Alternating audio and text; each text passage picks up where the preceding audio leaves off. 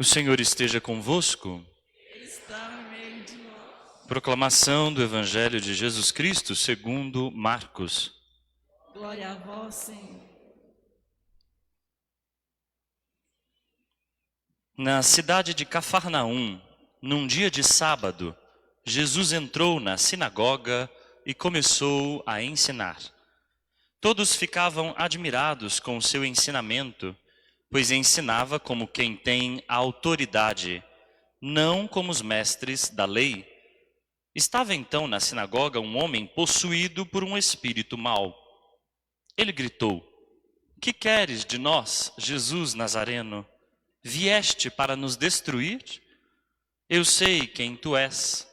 Tu és o Santo de Deus." Jesus o intimou: "Cala-te e sai dele." Então o espírito mau sacudiu o homem com violência, deu um grande grito e saiu. E todos ficaram muito espantados e perguntavam uns aos outros: "O que é isto? Um ensinamento novo dado com autoridade. Ele manda até nos espíritos maus e eles obedecem." E a fama de Jesus logo se espalhou por toda parte, em toda a região da Galileia. Palavra da salvação. Glória a vós, Senhor. Pelas palavras do Evangelho sejam perdoados os nossos pecados.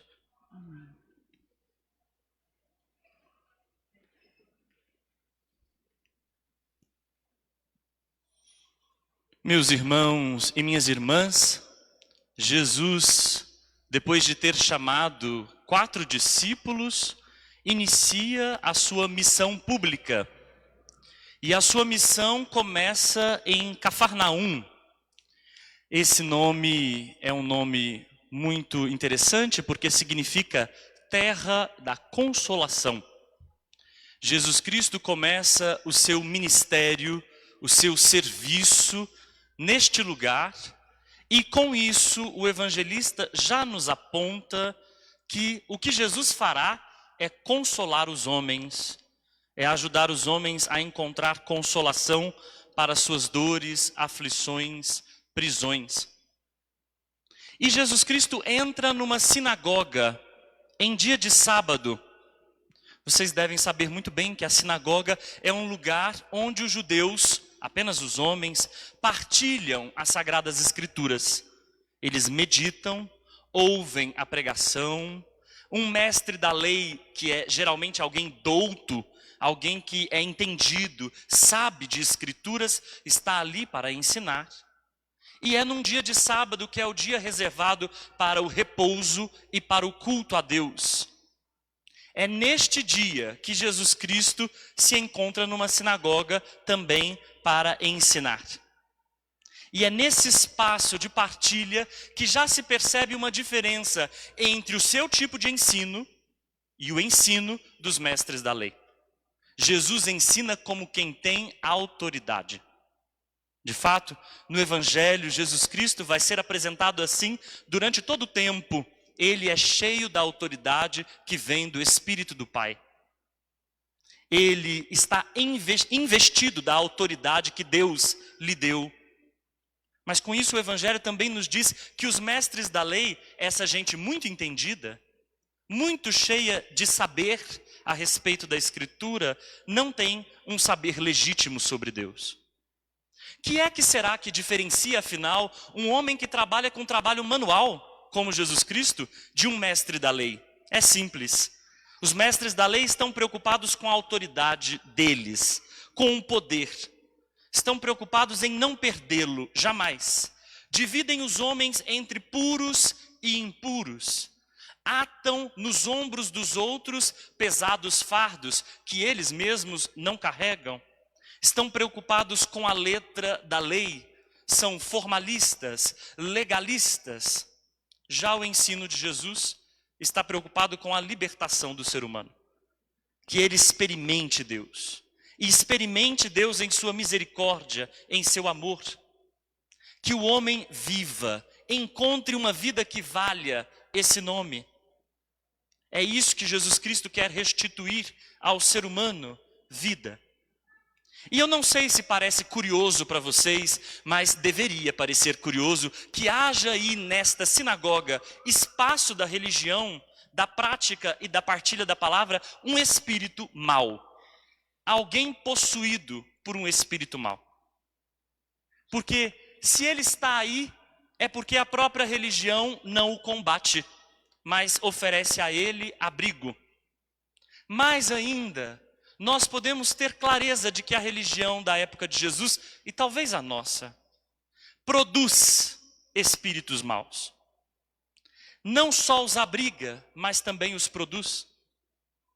Muitas vezes a interpretação das Escrituras, nesse espaço sagrado, não é uma experiência salvífica. Quantas vezes a Sagrada Escritura deve ajudar a desenvenenar a vida, mas as interpretações que a gente ouve vão, ao contrário disso, envenenando a existência.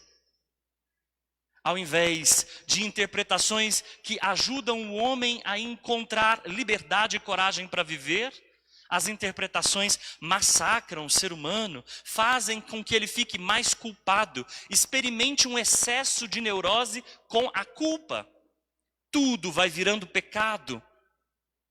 É uma experiência endemoniadora da vida, o que nós percebemos muitas vezes nas práticas religiosas. De fato, não é à toa que há espíritos maus dentro da sinagoga, e pode haver também dentro das nossas igrejas, instituições, porque nossas lógicas institucionais criam espíritos maus.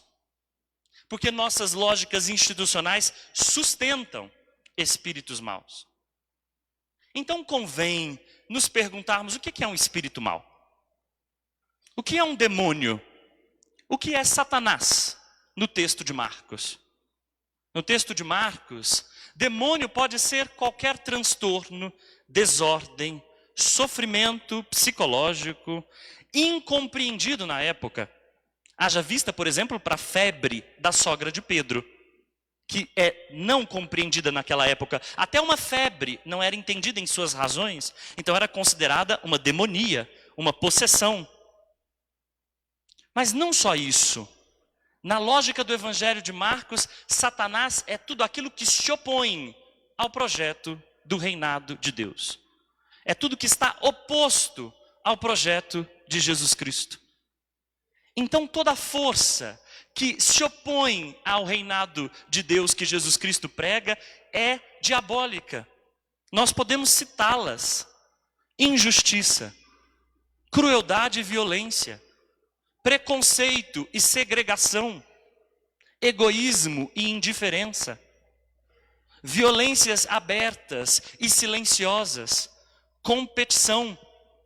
Todas essas lógicas não estão fora da igreja, simplesmente. Muitas vezes estão dentro do nosso espaço religioso. Não é à toa que Jesus Cristo começa a sua missão dentro do espaço religioso, porque é o primeiro espaço a ser libertado pela sua ação e pelo seu reinado. Tudo aquilo que se opõe a Jesus e ao seu reinado de amor, justiça e fraternidade é lógica diabólica. Mas outra coisa nós chamamos de diabo. Aliás, como o diabo ganha o palco, o púlpito nas igrejas? Como ele ganha o microfone nas religiões neopentecostais? Como ele ganha espaço? De um jeito, muitas vezes, que é para dominar as consciências e os corpos com medo, com a insegurança. Quantas vezes se faz uso do nome do demônio, do diabo, para contaminar as pessoas com pânico, com medo religioso, para que elas sejam mais facilmente controladas, paguem dízimos mais fartos. Muitas vezes o nosso imaginário está contaminado também pelas lógicas de Hollywood. O demônio como um espírito que entra no corpo de alguém e a possui.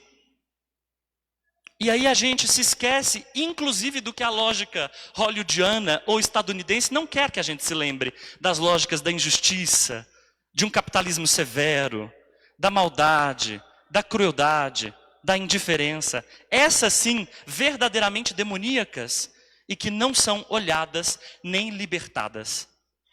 Para Jesus Cristo, Não. Seu reino chega como o reino da luz. E porque é o reino da luz, dissipa as trevas. Notem como é curioso que o homem possuído pelo espírito mau saiba quem é Jesus. Nós sabemos quem tu és. Vieste para nos destruir? Verdadeiramente agora ele está ameaçado. O poder das trevas se sente ameaçado com o poder da luz de Jesus Cristo. Mas é notório que ele saiba quem é Jesus. Porque saber quem é Jesus é muito fácil. E isso nós religiosos sabemos muito. Tem gente que sabe muito bem quem é Jesus, conhece tudo de doutrina, cospe código de direito canônico, sabe o que é o catecismo, sabe exatamente o que é a lei. Mas para que isso serve? Para se sentir melhor que os outros, para competir, para julgar o irmão, para sustentar seus preconceitos, para brigar muitas vezes com os ministros extraordinários da Eucaristia, porque querem comunhão na boca e não na mão. Serve para a violência, portanto. Muitas vezes conhecer Jesus Cristo não implica seguimento verdadeiro de Jesus. E é por isso que Jesus diz, cala-te, sai dele. Porque Jesus não dialoga com o demônio. O Papa Francisco lembrou isso na sua homilia hoje. Não há diálogo com o espírito da injustiça, do preconceito e da violência. Nada de dialogar com o demônio. É preciso expulsá-lo logo. É preciso recusá-lo logo. Quando a gente dialoga, geralmente a gente cede com o espírito mau. A gente cede e cai nas suas sedições, nas suas tentações. Por isso mesmo, Jesus Cristo não dialoga, mas expulsa. E pede para que ele se cale. Porque ninguém vai saber quem é Jesus Cristo se não fizer uma experiência com ele. Não há como saber quem é Jesus pelos outros. É preciso que a gente faça uma experiência pessoal, radical, intransferível com Jesus. E essa experiência passa pela escuta. E é sobre isso que a primeira leitura e o salmo de hoje falam. Escutar. Mas o que nós fazemos? Endurecemos a nossa nuca. 40 anos desgostou-me aquela terra. Eis um povo transviado. Não escutaram a minha palavra, como canta a salmista. Não há escuta. Onde não há escuta, não há discipulado. Mas por que não há escuta? Porque há muita gente que já sabe quem é Jesus. E porque sabe demais e se sente muito ameaçada na sua sabedoria, não se abre à novidade de Jesus. Cuidado, nossa religião pode estar dominada pelos espíritos impuros. A gente pode viver uma religião do medo. Quantas vezes a gente vive uma religião do medo? Vive uma religião neurótica, aflitos com pecado. Não posso pecar, não posso pecar. Uma religião contaminada pela lógica da pureza e da impureza. Uma religião possuída, que precisa ser libertada. A religião que Jesus nos ensina, que é liberta, é a religião do amor e da justiça. E é por isso que o reino de Deus começa trazendo para nós coragem. Coragem para assumir a vida, coragem para viver, liberdade para assumir esta vida que nos foi dada. Peçamos ao Espírito de Jesus que nós sejamos libertos dos pesos que foram colocados sobre os nossos ombros e que não nos deixam encontrar Jesus Cristo, mas só falseiam o nosso encontro com Ele. Amém.